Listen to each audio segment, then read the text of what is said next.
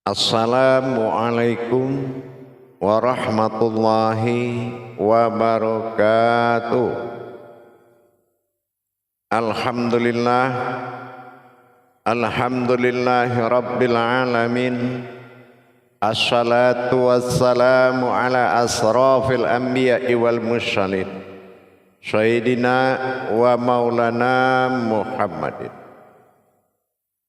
Asyhadu an la ilaha illallahul malikul haqqul mubin wa asyhadu anna Muhammadan abduhu wa rasuluhu was-sadiqul wa'dal amin. Allahumma salli wa sallim wa barik wa karim ahzanul nabil karim ihdinil ladzi min jamalika wa innal ladzi min jalalika wa innahu min kitabika wa tahirin wal mujahidina amma ba'du. Ibadullah wa ittaqullah. Bersyukur kita kepada Allah dengan mengucapkan alhamdulillahi rabbil alamin atas segala limpahan karunia rahmah dan hidayahnya, serta dengan izin dan ridhonya kita dapat menjalankan amanahnya, beramal dan beribadah zahir batin dunia dan akhirat. Bersalam kita tak akan terlupakan. Marilah sama-sama kita sampaikan kepada junjungan kita, Nabi Allah, Nabi al-akhir zaman, Rasulullah Muhammad sallallahu alaihi wasallam. Atasnya kalimahnya kita kalamkan dengan membacakan Allahumma sholli ala sayyidina Muhammad wa ala ali sayyidina Muhammad. Alhamdulillah bertemu lagi dengan saya Guru Mursyid Syekh Nur Muhammad Buya Irwan Maulana Al-Qalidi, Pasaman, Sumatera Barat.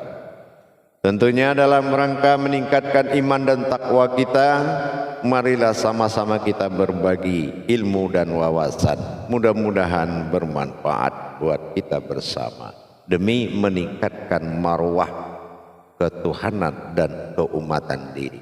Tentunya dengan kita berbagi dan belajar. Alhamdulillah, pada waktu dan pertemuan ini saya akan mengajak kepada kita semua para hadirin dan hadirat, kaum muslimin dan muslimat jamaah dimanapun berada, rahimakumullah. Pada waktu dan kesempatan yang kita muliakan ini, saya akan berbagi wawasan dan ilmu tentang bagaimana mendirikan tauhid yang bersifat pendekatan dan penyatuan diri kepada Tuhan. Tuhan yang berasmakan Allah menjadi tujuan utama setiap umat, apapunlah itu, makhluk, hamba atau alam.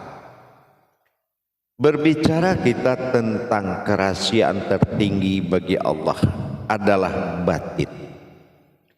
Apa yang dimaksud kerahasiaan tertinggi? Yaitu adalah berhubungan batin salhudoim kepadanya. Berhubungan batin, siapa yang sanggup, batin mana yang bisa berhubungan dengannya. Ini yang dikatakan naf, yaitu batinku. Dalam kata naf, naf ini ditempatkan kepada kata diri. Kata diri yang dimaksud di sini untuk mengetahui makom diri itu sangat luar biasa. Menemui kesulitan kalau kita tidak memenuhi rukun-rukun dan adab-adabnya. Pengetahuan diri di sini ada dua. Makanya banyak orang yang memahami dan mengkaji diri diliput dalam hakikat. Kalau pengliputan hakikat, diri ini akan berukuran banyak. Tetapi kalau dalam masa tauhudun, diri ini hanya satu, yaitu ketuhanan, keinsanannya sendiri. Dalam pengetahuan pendapatan, pencarian tentang makom batin yang disembunyikan, yang dikatakan diri. Pencarian diri ini tidak mudah kalau hanya kita mendapatkan hakikatnya. Harusnya pencarian diri ini adalah tajalli tertinggi, makom batin tertinggi. Pencarian diri adalah pencarian keumatan dan ketuhanan. Ini pengenalan wujud pada wujud itu sangat berbeda.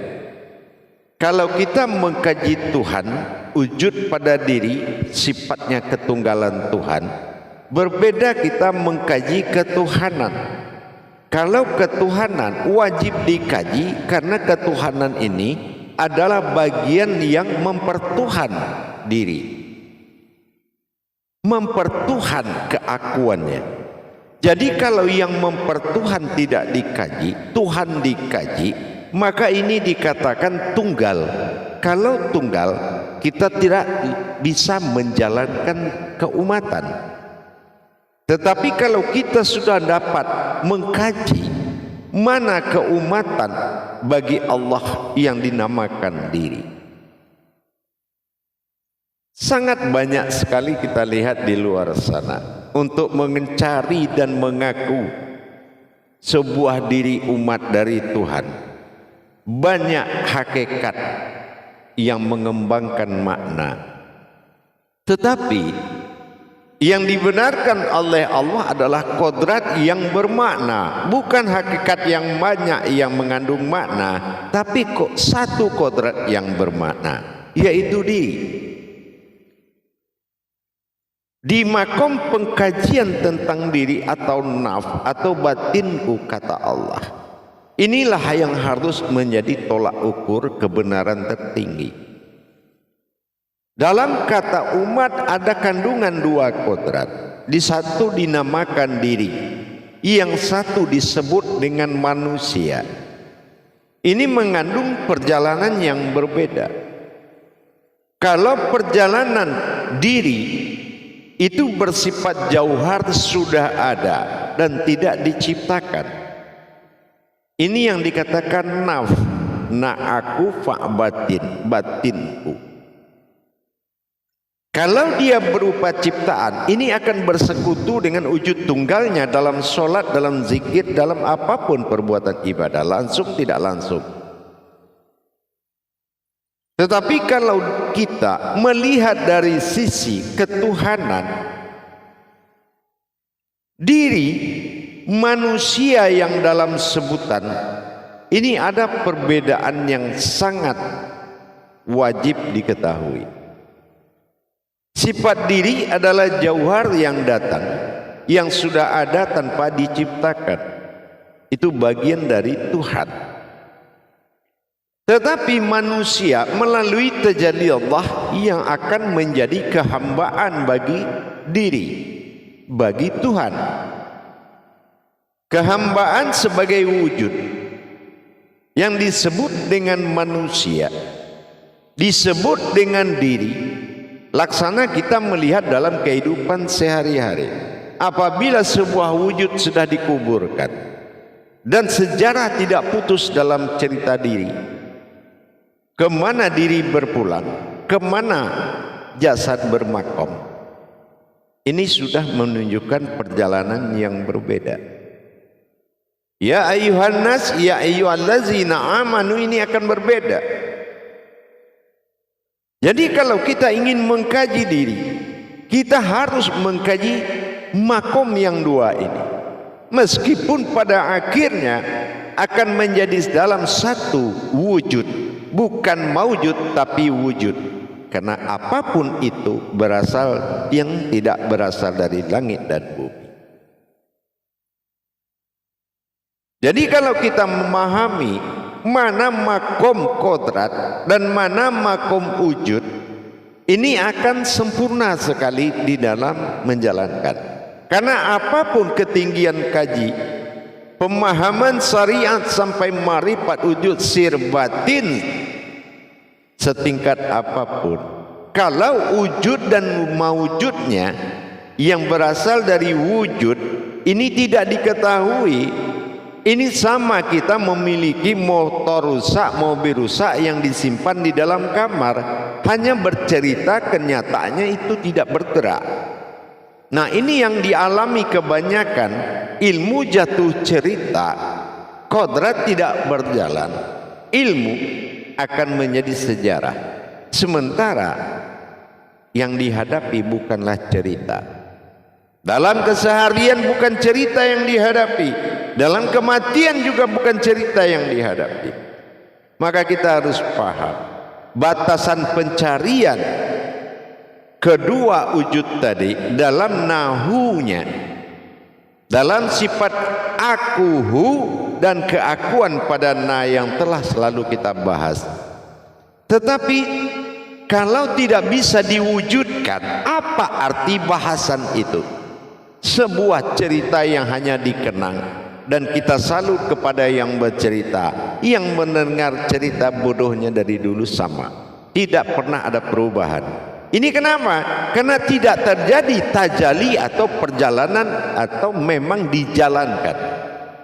Makanya diingatkan, jangan kamu berguru kepada orang yang bisa bercerita, tapi bergurulah kepada orang yang mampu memperjalankan.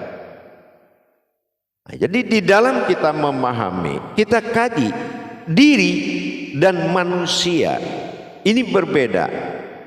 Ada diri yang dirahasiakan, ada diri yang diperlihatkan.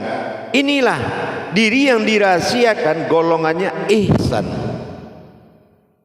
Sementara ada manusia atau diri yang diperlihatkan, ini namanya insan. Ini sangat berbeda para hadirin dan para jamaah sekalian. Pencarian dua kodrat an'am atau nahu tadi ini sangat berbeda. Kalau manusia, dia bukan sebuah batin hayat, dia bukan sebuah batin tersembunyi, tapi batin yang terlihat. Atau dalam sifat tasawuf disebut am. Tetapi pengenalan, pemahaman terhadap kodrat manusia dengan diri, kalau ini tidak nyata dalam penjalanannya, ini akan membuatkan satu kekuatan tidak ada yang membuat kita bisa melaksanakan, atau yakin juga tidak bisa.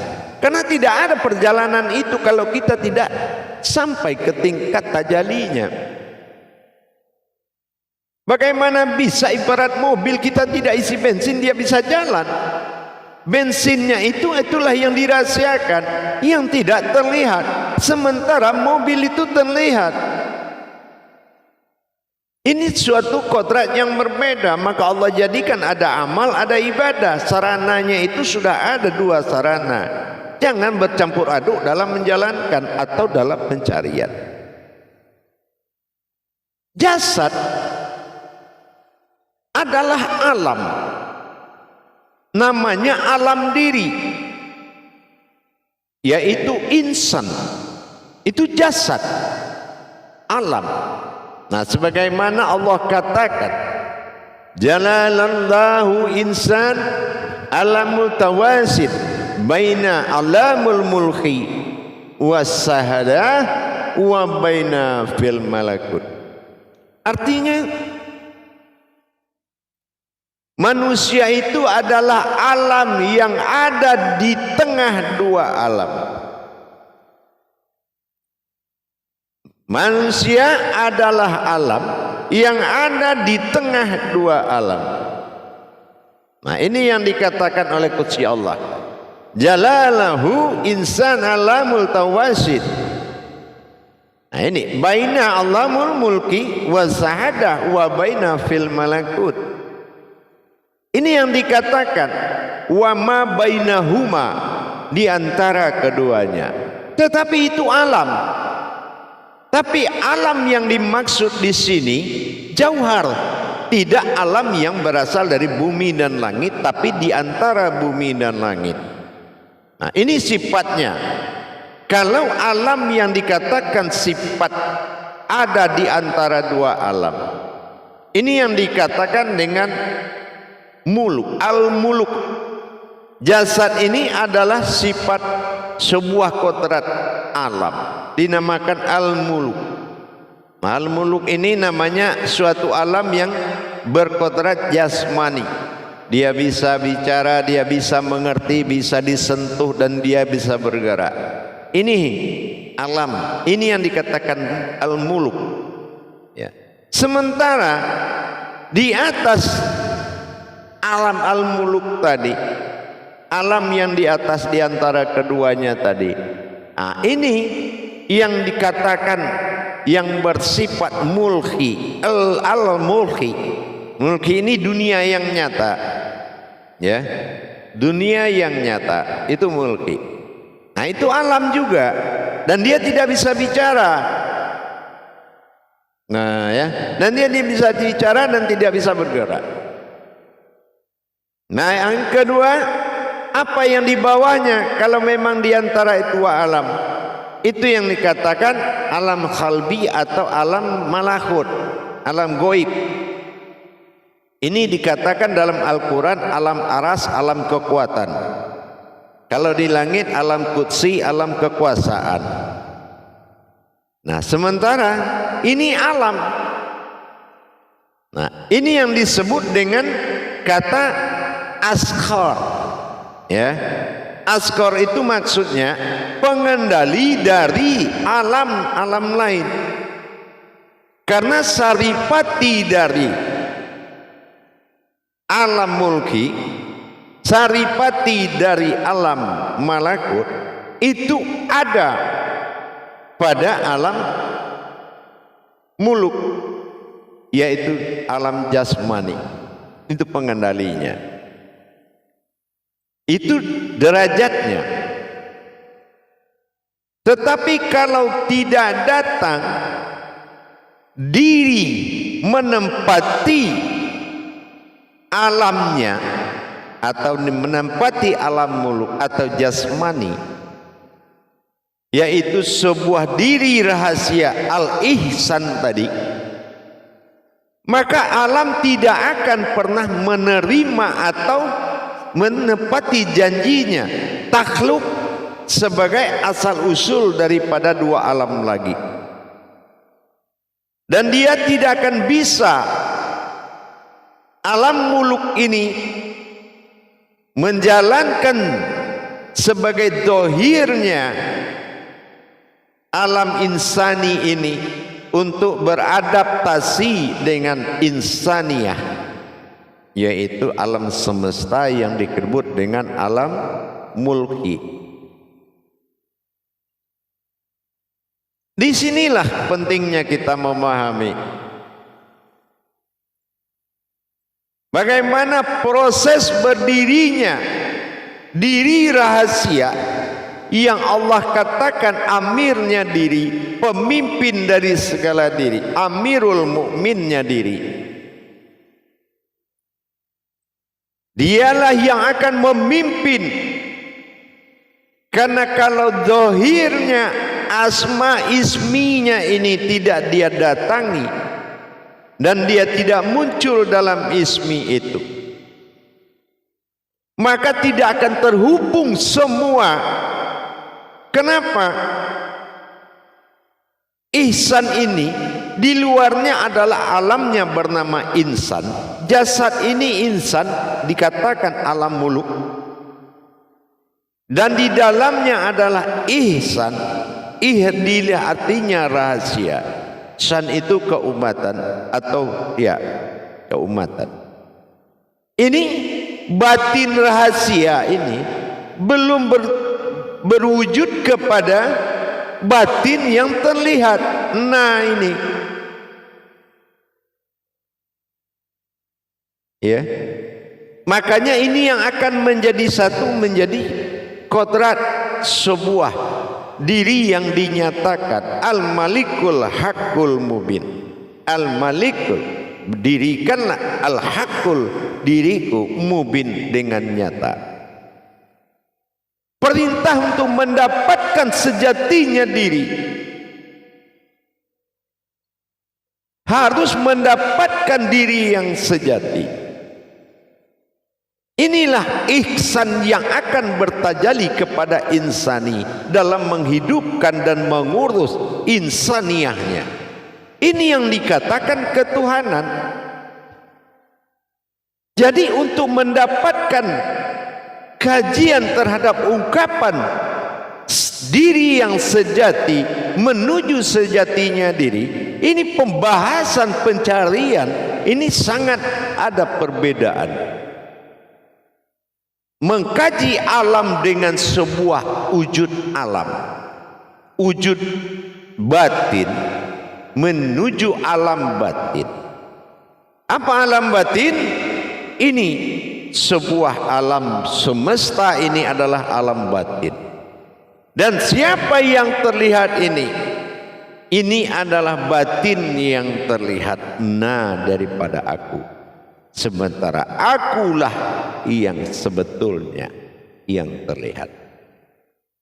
Inilah yang harus menjadi kenyataan di dalam pencarian kajian.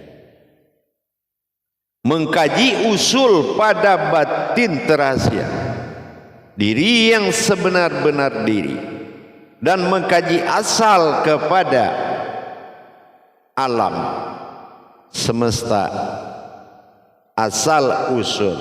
Tetapi yang di tengah-tengah adalah batin yang maujud. Inilah manusia. Manusia inilah yang batin yang maujud, yang tidak akan terbongkar rahasianya kecuali hanya aku dan engkaulah yang tahu. Innallaha innal insanu masyakinatul wal marido. Aku adalah rahasiaan, engkaulah adalah terbuat dari rahasiaku. Tidak ada yang tahu kecuali dirimu sendiri. Dan apabila engkau tahu, engkau tidak akan mampu menceritakan ke siapapun. Dan apabila engkau merasakan, engkau tidak akan bisa menceritakan ke siapapun. Karena kita sudah masuk ke alam diam dan rahasia. Alam diam adalah alam rahasia tertinggi. Ini pencarian diri dan manusia, disebut diri batin. Manusia itu alam batin. An'am ta'alaihim, itu alam batin. Tetapi untuk didapatkan derajat ketuhanan oleh diri alam batin, perlu dimunculkan diri rahasia, diri pemimpin dari segala diri. Diri yang akan mengurus alam, diri yang akan mengurus makhluk, diri yang akan mengurus umat. Ini dah batin. Ini batin. Batin Allah. Ini yang dikatakan batin Allah, yang dinamakan ihsan. Inilah diri rahasia. Nah, dalam pengkajian pencarian kepada jasad, ini sifatnya alam yang diletakkan di antara dua alam. Ini sudah kita katakan lam jalalah. Ini yang dikatakan lam jalalah. Dan yang bergerak itu sifat hamzah daripada lam jalalah itu sendiri. Dan yang naik napasnya adalah alif tersirat, dinamakan nafas. Naf adalah diri as sesungguhnya. Dan lam jalalah adalah pembentukan wujud. Sementara lam alif adalah seutuhnya. Bagaimana alif tidak bisa dilihat, lamnya alif juga tidak bisa dilihat, maka lam alif menjadi al. Itulah alam.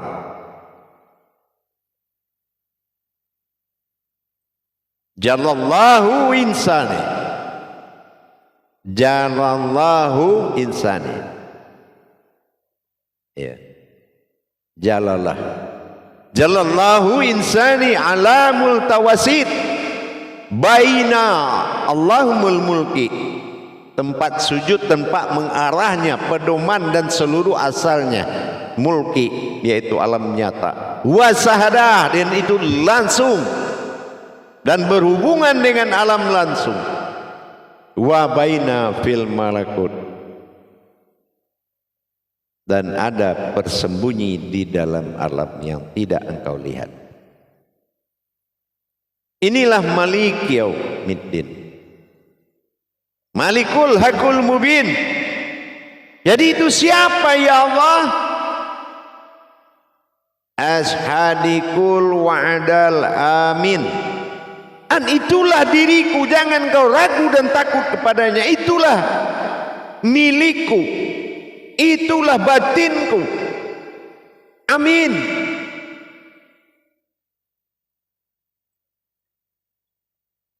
Ternyata syahadatullah itu ada di dalam, syahadat tauhid ada di luar. Tauhidin wa tauhudun. Tetapi dalam kaji Tuhan dan ketuhanan, ingat, kalau kaji Tuhan jatuh ke aku, ketuhanan jatuh ke diri. Itu beda. Jangan dicampur adukan. Tidak mungkin tajalli wujud tunggal masuk ke dalam keumatan. Maka Allah mengutus hayatnya, batinnya untuk menjalankan ketuhanan di dalam perintah keakuan. Allah. Allah. Alif lam lam ha diutus dalam bentuk na, dan adalah yang mengutus. Itu adanya nahu atau husna. Dengan demikian pencarian dari kodrat, tajalli Allah, tajalli sirullah, berbeda dalam pencariannya. Inilah yang dikatakan sifat ismi munculnya wujudku. Maka tidak boleh kita orang Islam beriman, berilmu kepada sebuah tulisan. Tapi tulisan harus lebur jadi kauli, kauli lebur jadi munajat, munajat lebur jadi ma'rifat, ma'rifat lebur jadi kauni. Tidak boleh sangkut di tulisan, karena tidak boleh bertuhan keluar dari diri. Di mana leburnya tulisan itu hayat menjadi kitab. Di mana kitab itu hidup, disitulah ruhani hayat. Maka jadilah diri ini kitabullah. Insya Allah.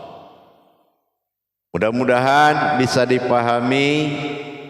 Kalau untuk memahami pencarian, man arafa nafsahu wa qad araha rabbahu, barang siapa yang mengenal aku maka dia akan mengenal ketuhananku. Itulah ketuhanan tadi. Aku dan ketuhananku, Rabbi, berbeda dengan aku. Penyebutan Rabbi untuk na itu berbeda penyebutan untuk aku. Tapi kata Allah, man arafa rabbaha faqad khailan nafsah, apabila engkau tidak mengenalku maka jadilah engkau diri yang bodoh. Apa bodoh? Sholat dia tapi enggak bertuhan, enggak tahu Tuhan. Terus mesti sembah siapa? Ngaji tahu, tapi apa yang dibalik ayat tidak tahu. Apa yang dibalik kodrat tidak tahu. Apa itu huruf tidak tahu. Apa itu Al-Quran tidak tahu. Tapi baca bisa. Nah ini kita belum menunjukkan kesempurnaan Tuhan. Insya Allah dengan kita ada peningkatan pengetahuan dasar paling utama, man arafa nafsahu wa qad araha rabbahu, ma'rifatullah. Kalau kita belum memahami bagaimana usulnya muncul pada naf diri batin dan bagaimana asal terjadinya alam diri batin bernama jasad atau manusia. Kadang kalau kita dikatakan manusia, kita sudah sampai hati nurani. Nah ini salah. Kita harus tahu hijaiyah, mim, nun, sin, ya itu seperti apa. Nas kalau dalam Al-Quran, nas itu apa? Perpaduan antara dua jalan. Jadi kalau kita sudah tahu mana diri kita dan mana alam diri, dan bagaimana diri ini menjadi panutan oleh sekalian alam, Allah katakan sudah jelas bahwasan mulki alamul mulki wasahadah, dia adalah pengendali alam mulki dengan langsung. Itulah kalau dia muncul yang namanya diri dan maujud dan bersatu. Kalau Tuhan tunggal masuk dan menemui seekor semut, itu sudah bersekutu. Tidak mungkin. Nah ini makanya ada aras, kursi dan keramat. Ada kekuatan, ada kekuasaan dan ada keajaiban. Disitulah nilai tingginya arasullah itu. Tuhan tidak akan tercapai oleh ketinggian ilmu, tapi dia akan ada di sisi orang ridho. Dia akan ada dalam wujud orang ridho. Ingat itu.